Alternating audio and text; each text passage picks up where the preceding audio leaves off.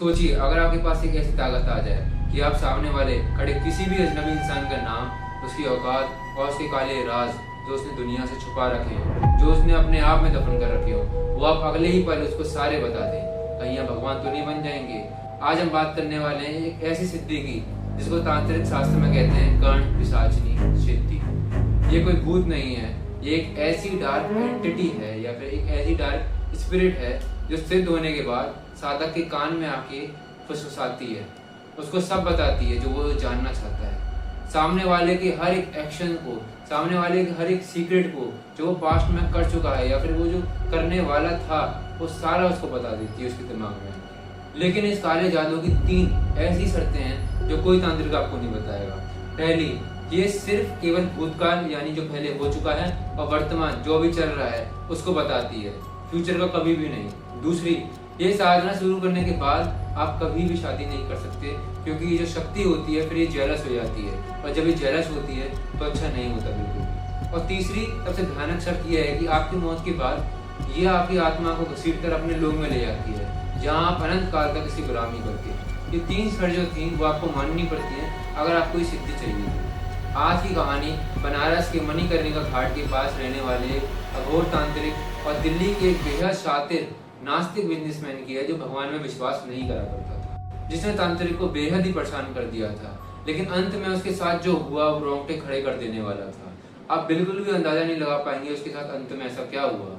तांत्रिक अचलानंद ने शमशान में 21 रातों तक मांस और मदिरा की बलि चढ़ाकर कर्ण पिशाचिनी को सिद्ध कर लिया था। वो घाट पर बैठे थे और जो भी अमीर आदमी उनके पास आता वो उसके कान में बिना बताए उसके घर का पता, उसकी तिजोरी का पासवर्ड क्या है, यहाँ तक कि वो भी बता दिया करते थे। लोग डर के मारे उनके पैरों में गिर जाते थे और लाखों रुपयों का छड़ावा दिया करते थे। ये सब चल ही रहा था कि तभी वहां पे एंट्री होती है विक्रांत की। विक्रांत दिल्ली का एक बड़ा स्टॉक मार्केट इन्वेस्टर था। वो काफी पढ़ा लिखा था, लेकिन वो भगवान में विश्वास नहीं किया करता था और वो बेहद ही लालची था। उसे जब इस तांत्रिक के बारे में पता लगा तो उसे लगा कि ये कोई हाथ की सफाई या फिर माइंड रीडिंग होगी या फिर ये कोई ढोंगी हो सकता है, क्योंकि ऐसा असलियत में नहीं होता है। विक्रांत तांत्रिक के पास गया और हंसते हुए बोला, बाबा अगर तुम्हारी पिशाचनी सच में सब जानती है तो बताओ मेरी जेब में अभी इस वक्त क्या है। तांत्रिक ने अपनी आंखें मूंदी। उसने दाहिने कान के पास एक हवा अचानक से ठंडी हो गई, एक अजीब सी सूखी सी हवा। तांत्रिक ने आंखें खोली और ठंडे लहजे में बोला कि तेरी जेब में उस नाजायज बेटे की मेडिकल रिपोर्ट है जिसे तूने इस दुनिया से छिपा रखा है। विक्रांत का चेहरा बिल्कुल सफेद पड़ गया, जैसे कि उसने सोचा ही नहीं। जमीन उसके पैरों से खिसक गई। उसका सबसे बड़ा राज जो सिर्फ वही जानता था आज वो तांत्रिक के मुंह पर था। लेकिन जहां एक आम आदमी डर के, वहां विक्रांत का शातिर लालची दिमाग एक्टिव हो गया। विक्रांत समझ गया था कि ये कोई जादू नहीं बल्कि एक इन्फॉर्मेशन का खजाना है। उसने तांत्रिक के पैर पकड़े, लेकिन सिद्धि में नहीं, लालच में। उसने तांत्रिक को करोड़ों रुपए का चढ़ावा किया। उसने तांत्रिक को ये भरोसा दिलाया कि मैं आपको करोड़ों रुपए दूंगा। उसने कहा कि बाबा तुम इस घाट पर बैठ के क्या कर रहे हो, मेरे साथ दिल्ली आओ, कॉर्पोरेट डील्स में कंपनी के सीईओ के राज होंगे, हम वो बताएंगे एंड हम दोनों करोड़पति बन जाएंगे। लेकिन तांत्रिक ने मना कर दिया। उन्होंने कहा ये विद्या धन कमाने के लिए नहीं है, ये मुझे बर्बाद कर देगी। विक्रांत सनकी हो गया। उसे वो ताकत किसी भी कीमत पे चाहिए थी। उसने अपनी पावर और पैसों का इस्तेमाल करके तांत्रिक को परेशान करना शुरू कर दिया। उसने उस घाट के इलाके के गुंडे को बहुत सारे पैसे दिए, तांत्रिक की कुटिया तोड़वा दी और पुलिस में उसके खिलाफ धोखाधड़ी की रिपोर्ट भी दर्ज करवा दी। तांत्रिक जहां भी जाता विक्रांत के आदमी उसे प्रताड़ित करने लगे, उसको परेशान करने लगे। परेशान होकर भूखे प्यासे तांत्रिक ने एक रात विक्रांत को अपने पास बुलाया। तांत्रिक की आंखें गुस्से से एकदम लाल थी, हल्का सा खून भी बह रहा था। उन्होंने कांपते हुए कहा, तूने मुझे बहुत परेशान किया है ना, और तुझे ताकत चाहिए, ले आज रात मैं तुझे ताकत देता हूँ, पर याद रखना तू ये इसको झेल नहीं पाएगा। तंत्र शास्त्र में कर्ण पिशाचिनी को सिद्ध करना जितना मुश्किल है उससे 1000 गुना ज्यादा मुश्किल है इस सिद्धि से अपना पीछा छुड़वाना। दिल्ली के शातिर नास्तिक बिजनेसमैन विक्रांत ने बनारस की उस अघोर तांत्रिक को इतना प्रताड़ित किया था कि तांत्रिक ने तंग आकर अपनी ये शक्ति विक्रांत को ट्रांसफर कर दी। विक्रांत काफी खुश था। शुरुआत में सब कुछ उसकी मर्जी से मुताबिक हो रहा था। उसने कंप्यूटर के काले राज जानकर 200 करोड़ की कॉर्पोरेट डील भी साइन करवा ली।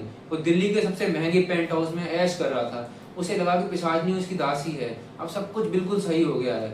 लेकिन वो ये भूल गया था कि नरक की शक्तियां कभी किसी की गुलाम नहीं होती, वो सिर्फ शिकार करने के लिए उसी वक्त का इंतजार कर रही होती है। डील साइन होने के ठीक 7वें दिन रात के 2:30 बज रहे थे। विक्रांत के कान में वो फुसफुसाहट फिर से शुरू होने लग गई, बट इस बार वो किसी और का राज नहीं बता रही थी। इस बार वो विक्रांत को शिकार कर रही थी। रात के सन्नाटे में विक्रांत के दाहिने कान के अंदर एक सूखी ठंडी सी आवाज आई एक औरत की, आज बहुत बड़ी जीत मिली है ना, चलो अब मेरी फीस चुकाओ। विक्रांत हड़बड़ाकर बोलता है, फीस? किस बात की फीस? तुम्हें क्या चाहिए? मैंने कल सुबह तुम्हारे नाम पर 5 बकरों की बलि चढ़ा दूंगा ना, शराब की बोतल भिजवा दूंगा। पिशाचनी जोर से हंसने लग गई।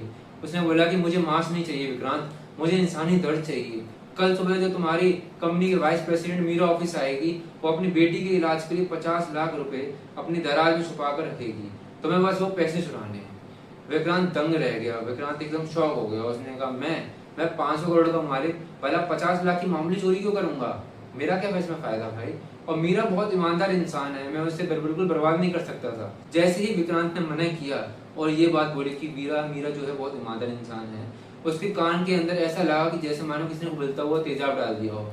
एक चीख सी उसके दिमाग में गूंजी, उसका सिर फटने लगा, उसकी आंखों से आंसू आने लगे। पिशाचनी ने उसके कान में फुसफुसाया, अगर कल सुबह तक मीरा बर्बाद नहीं हुई तो कल दोपहर की प्रेस कॉन्फ्रेंस में तेरे मुंह से ही सारे राज तेरे खुलवा दूंगी, जिससे तू अगले 20 साल तक तिहाड़ जेल में रहेगा। तय कर ले, मीरा की तबाही या तेरी बर्बादी। विक्रांत अंदर से बिल्कुल टूट चुका था। अगले दिन उसने वही किया जो पिशाची ने एक एक स्टेप जो कहा था। मीरा रोती हुई ऑफिस से निकली। विक्रांत अंदर ही अंदर घुटने लगा था। हर रात पिशाचनी उसे नए और घिनौने काम करने पे मजबूर कर दिया था। कभी किसी का एक्सीडेंट करवाना, कभी किसी हंसते खेलते परिवार में आग लगाना। विक्रांत अमीर तो था, बड़ा वो बंधुआ मजदूर बन चुका था। उसके चेहरे का नूर जो था वो गायब हो चुका था। आंखों के नीचे बड़े बड़े काले गड्ढे आ चुके थे। पागलपन की कगार पर पहुंचे विक्रांत ने तांत्रिक की पुरानी किताबें खंगालना शुरू कर दी। तब उसे नर्क से बाहर निकलने की एक लौता रास्ता मिला, सिद्धि का हस्ताकरण यानी ट्रांसफर ऑफ द कर्स। इसको ट्रांसफर कैसे किया जा सकता है?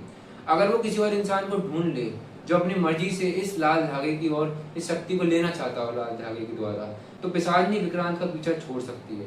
विक्रांत अब तड़प रहा था। वो सड़कों पे, ऑफिस में, हर जगह एक ऐसे इंसान को ढूंढने लगा था कि जो पैसों का अंधा हो, उसको भी पैसों का लालच हो और वो ये शक्ति है उसमें ट्रांसफर कर सके। आखिरकार उसको अपना शिकार मिल चुका था। उसकी कंपनी में एक नया इंटर्न आया था, इसका नाम था रोहन। रोहन एक बहुत ही गरीब परिवार से था। उसकी माँ बहुत बीमार रहा करती थी, उसे पैसों की काफी सख्त जरूरत थी। विक्रांत ने रोहन को अपने कैबिन में बुलाया और टेबल पर 1 करोड़ रुपए खिसकाए और बोले, ये ले 1 करोड़ रुपए। रोहन की आंखें फटी की फटी रह गई। विक्रांत ने मुस्कुराते हुए कहा, रोहन, मैं तुम्हारी मदद करना चाहता हूँ, मैं तुम्हारा भला सोचता हूँ, लेकिन इसके बदले तुम्हें मेरी एक छोटी सी बस पारिवारिक पूजा का हिस्सा बनना पड़ेगा। तुम्हें बस एक तांत्रिक अनुष्ठान में बैठ के ये काला धागा अपने हाथ में बांधना होगा। बदले में तुम्हें 1 करोड़ भी मिलेंगे और ऐसी गुप्त विद्या मिलेगी जिसे तुम चाहो वो हासिल कर सकते हो। रोहन लालच और मजबूरी में अंधा हो चुका था। उसने तुरंत हाँ कह दिया और रोहन को ये लग रहा था कि विक्रांत कितना अच्छा आदमी हो, कितना उसका भला चाहता है, लेकिन रोहन को नहीं पता थी कि आगे क्या होने वाला है। उसी रात विक्रांत रोहन को लेकर दिल्ली के एक भारी इलाके में बड़े सुनसान फार्म हाउस पर पहुंचा। विक्रांत का दिल तेजी से धड़क रहा था और रात आजाद होने वाला था। इस रात फार्म हाउस के बंद कमरे में विक्रांत ने मोमबत्तियां जलाई। उसने मंत्र पढ़ना शुरू किए। रोहन सामने बैठा था, उसकी आंखें बंद थीं।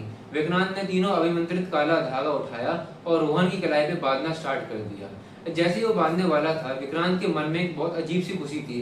बस कुछ और पल, कुछ और सेकंड, फिर मैं आजाद हो जाऊंगा एकदम। जैसे ही धागे की गांठ रोहन की कलाई पे बांधी, कमरे की सारी मोमबत्तियां एक साथ बुझने लगी। अंधेरे में रोहन का शरीर जोर जोर से कांपने लगा। विक्रांत अपनी जगह से उठा और हंसते हुए चिल्लाया, हो गया, मैं आजाद हो गया। उसने राहत की सांस ली और अपने कान को छुआ। वहां कोई फुसफुसाहट नहीं थी। फाइनली वो शांत था।